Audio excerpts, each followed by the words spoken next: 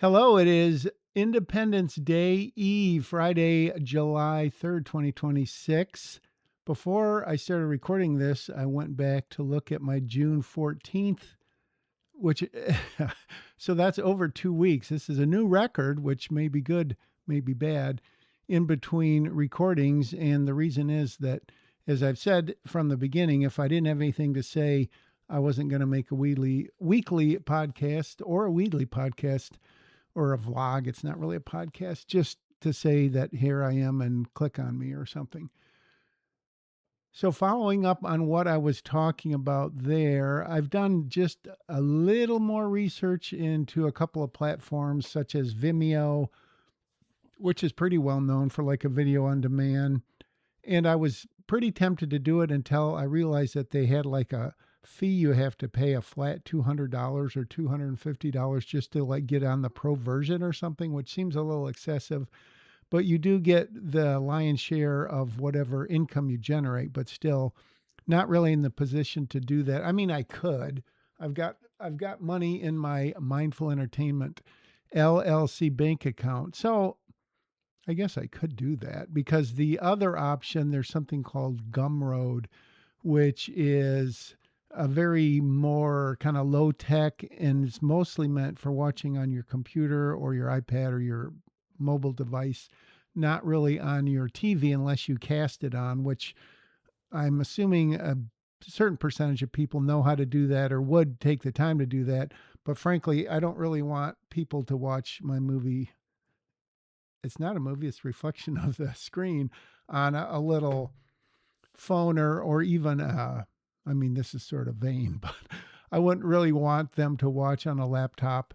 You know, a computer, this is like 27 inches or whatever. And if you're sitting right here, you don't really get the movie experience, but at least you're seeing it on something bigger than a postage stamp.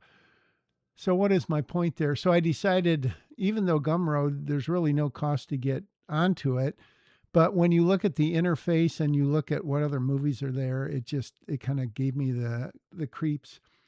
And so I decided not to do that for now. And I looked into the idea of even somehow making it video on demand before I find out about the film festivals, which again I think is a small chance I'll get in. And I'm just sort of sitting on it now and not doing anything. I did what did I do? I did mention in the last one that I thought when Brett and or Reese watched it, especially Brett, because he has a good eye for color and color temperatures and all that stuff, consistency, which I frankly don't. I mean, I probably developed it somewhat, but I am not a colorist and I will not pretend to be. And I've done as well as I could. You know, I could spend all day on one scene, but frankly, I don't know that I'm going to. So, what I've done here, I'm just going to show you quickly is so this is one of the scenes that I told him that I thought there was some color problems from scene to scene. You know, someone is a little too red or it's a little too warm or a little too cool or whatever. So as you go through this scene, and I'm not going to play through it all, but um, from the different cuts, like let's just look at this for example. It's July 3rd. What else do you have to do? I don't want to give away too much, so don't read any of the captioning. Speaking of captioning, though, this is what I had mentioned in the last one that I had Resolve auto caption it, and then I went through and fixed it. And so this is what it looks like, which is captioning, and then you can turn it off over here. So, anyways, so we go from this shot right here. So we got, you know, this is lit. We're getting lighting off of here. I think in reality, we had a big light just off camera here, basically just kicking off the ceiling and just, you know, you can't really light a scene like this with limited resources. And even so, I think she was getting real light, probably just from the light of the window. He's getting his light mostly off the bounce. They're getting a little light from back here. So when you cut into this close up, I'll just go frame by frame. I mean, so when you're watching it frame by frame on freeze frames, you realize, like with all movies, that it doesn't 100% match up. But in terms of look at what she's wearing. I mean, it's white there. Obviously, it's still white there. So you could white balance to that. And I think I would choose like this right here to white balance against, because obviously this you can, it's semi a little sheer so you can see her skin. This isn't white right here. This is white, but it's kind of a reflective white, and I wanted more of a matte white. So, for example, I would color correct off of here, and then in this scene, I would color correct, I think, off of the same thing. But then when you start looking around, you say, well, is that white? You've got that white, but not really. You've got the wall, but once you start zooming in, it gets pretty grainy. You've got this is sort of white. So that's, and I think I may have even gone off of this Life cereal because that's sort of white. So, you know, as you go from shot to shot, you want to white balance off the same thing. And then you've got the whole thing like, is there as much light on her here as there is there? And you can't see her face. And so, what do you do about that? And then you cut back to this wide shot, which should be the same white balance throughout the scene, obviously. And then this plays, and then you cut to her. So, first you cut to him. So, the question is, how does he match up here versus there? Look at his face, then the amount of redness on it. I would say it's probably similar. She's in the background, obviously out of focus on purpose. And then we're going to cut to a reverse shot on Clara, aka Christine. And because we don't cut right from the wide shot, we have some uh, room slop, for a better term. And it doesn't really matter what she looks like when we see her because we haven't seen her since this shot. So we cut back to her, and obviously she's getting a ton of light from outside, which would match up with that. And then she's just getting a little light from here. So in terms of like lighting and motivation, where it's coming from, I'm pretty happy with everything in terms of, I mean, it looks movie-ish. There's a lot of contrast, there's highlights, there's dark spots. And then he's sort of flatly lit, which is right. And she's kind of got this cool lighting on her back there. So the main thing is just to keep consistent. And when Brett watched it, he sent me a bunch of notes, which I have on my phone, but we're not going to go through right now. And he identified probably 10 to 12 things to look at. And most of them are color. There's a couple other little things which I will at least try to attend to. There's one scene where I've talked about a million times. There's a poster on the wall. It doesn't look right because we put it in post. And then the wall itself has got this funky wallpaper pattern on it, which it just is like one of those moire effects where it's just sort of dances on camera, and it's just weird and I can't fix it. And then there's a couple other things that I'll attend to, but the point is that he and Reese are coming back to Michigan in September for some activities. And because of that, I asked him if he would want to spend a couple hours with me looking at these few particular scenes just to try to make it more cohesive. And he said, yes, I would. I don't know what his words were, but he's going to do it. So that's really cool.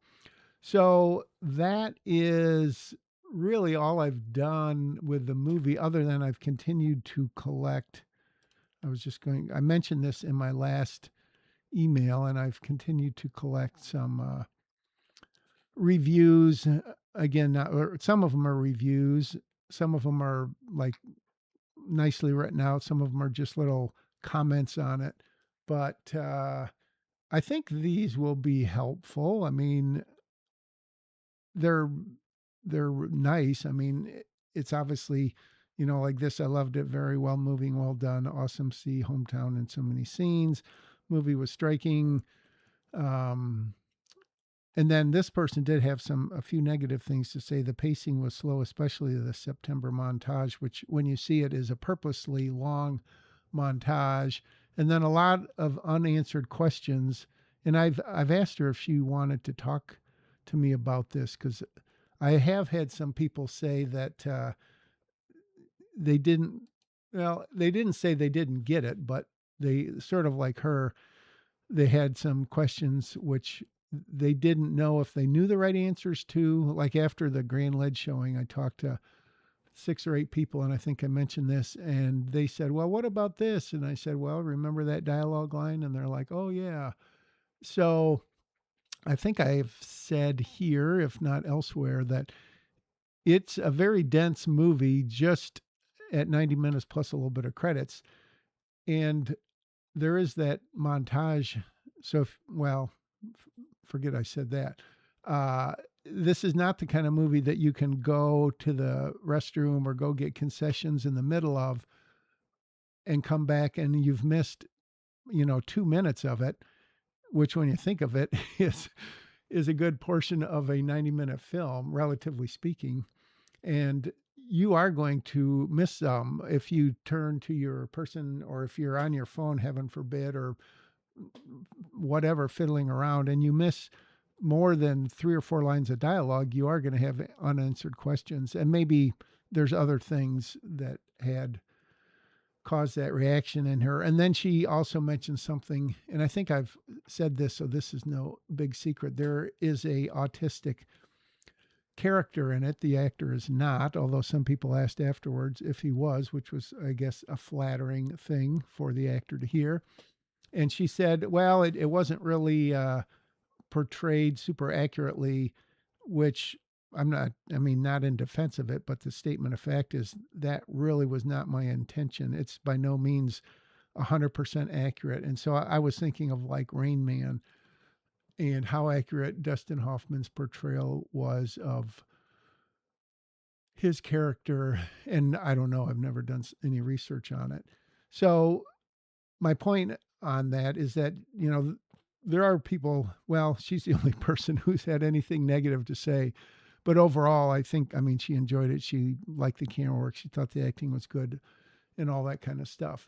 So I do have some, I don't know, 15 comments or so. I'm still trying to get some more. It's surprising how hard it's been to get people to just, in fact, the other day, I literally took the phone and I turned the audio recorder on and I said to a lady who hadn't, I mean, I asked her like 2 or 3 weeks ago and I said, let's just talk about it. And then I just now clip some of what she said and put it on that document. So I do think that's going to come in handy because, again, the quote professional critics, not that any of them are ever going to watch this, I don't know that their word means any more than common day folk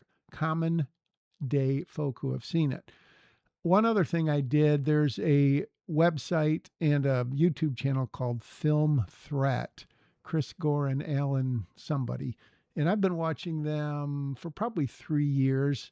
They're a pretty small channel. Their videos get maybe a couple thousand views, although I did see, I don't know if it was the Toy Story 5 out of the theater reaction, got like 50 or 60,000 views. So they're slowly building up their audience. So I had thought, I wonder if I could contact them and see if someone there would watch the movie. I don't know that they would talk about it on their channel because it's usually Hollywood or bigger films and stuff like that.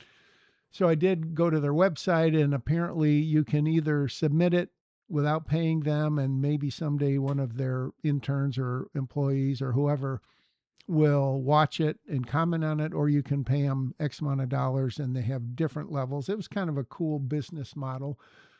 And so I'm thinking about that. I don't think someone like the Critical Drinker, A, would watch it, and B, I don't know. I do get the feeling, and this may be optimistic or ego, I get the feeling that the Critical Drinker would not hate the movie. And I think someone like Film Threat, because I was watching a show, I don't know if it was them or someone else, and they were saying, I can excuse a small budget. I can excuse, if your lighting isn't perfect or acting that's not Oscar level, if you have a compelling story. And I don't remember who said that, but I feel like we do have a compelling story. It has been borne out by the people who've seen it. So I'm still considering that, who out there in the film critic land, and if they saw it, they're going to give an honest review. And so if they hate it, obviously that's money down the drain, and that would be unfortunate. Or I mean, ideal, I wouldn't pay them. I would just send them the trailer or a link to it, and then, a screener somehow, and then a blurb and some blah, blah, blah publicity. And that would be so captivating. Now that I'm saying this, I'm talking myself into doing that. So I think I am going to do that for at least one while I'm waiting for these film festival, and then I can sort of kick into high gear. What else? 15 minutes. Wow, this could be a modern day record for this. I am working on my other screenplay a little bit, just very piecemeal, bit by bit. I'm up to like page 25, 26. So basically, Act 1, the leap into Act 2, and still very much feeling it out to see if that's going to work or not. But anything else on Act Break? I did put the poster up in my office at work, which is cool because it's there every day and I can look at it. Someone asked me about that the other day, which was kind of cool. That's not the reason I put it up there. Oh, one of the people, Bubsy, the guy who played Bubsy, Ari, in the movie, his real name. Oh, that reminds me of something else. He watched it with a friend, or did he watch it himself? He was going to show it to a couple friends, but he watched it and generally good things to say. I didn't grill him too much on it because you can't really expect someone who was in the movie or played a big role either behind the cameras to give you an objective opinion. But yeah, he enjoyed it and he liked his performance, which he said for him, people don't like watching themselves. Recent Brett, well, obviously Brett has watched it, but with not just sitting back, relaxing and enjoying it. Reese has not. And now I'm thinking maybe I'll ask him to wait until we do this color correction. Although, having said that, and not that anyone who has seen it thus far in theaters is going to come out saying, oh, well, in that scene over there, the color correction was a little off between this two shots. And so I don't expect that. But at the same time, no one has said, oh my gosh, the colors were all over the place, or it was too dark, or it was too bright, or anything like that. So I don't think it really takes anything away from the movie. Obviously, any improvements that can be made to make it more professional looking are amazing and hope to do that. And these other little things that Brett identified. So I don't think there's any reason, because some other people have asked, hey, when can I see it? And even like members of my family, I could give them the link to the YouTube, but I'm kind of saying, well, I want to make a little money off this. I would never say that out loud. So, tomorrow, if I made it available, however, on Vimeo or something, within 30 days, could I get 20 or 30 or 40 people to watch it? I would like to think so, but that at the same time, I thought I might get 150 people at the Williamston Sun and fell 40 short of that. So do not know for sure. But that had brought to mind one other thing: the film festivals, Brett watching it, the VOD options. Yeah, I guess nothing so exciting that it springs to mind. So again, thank you very much for watching. If you have anyone who you think might be interested in micro budget filmmaking, please share this with them. And subscribe so you'll know next time I make these, especially since I'm not making them on a regular basis. Then you'll be able to know when the next one pops up.